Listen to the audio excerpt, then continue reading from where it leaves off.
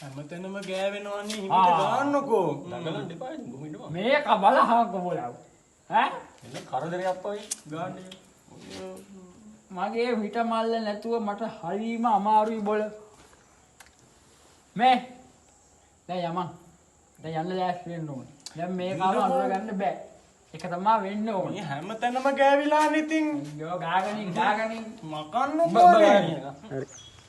මේ ගුරුනාන්සේ මම අහලා තියෙන්නේ හරිද මේ නිදන් ගන්නේ මහ රැට කියලා යන්නේ මේ මහ කට්ටව්වේ මොනවද අනේ මේවා කරන්නේ බහිව උන්නාසට එතුමාගේ ප්‍රියම්බිකාව සමග රාත්‍රී කාලයේදී වැදගත් රාජකාරී කටයුත්තක් තියෙන නිසා තමයි මේ දවල් මේක කරන්නේ. ඉතින් කාලින් කියන්න තිබ්බනේ ඔක මං අහනකම හිටියා ඔයා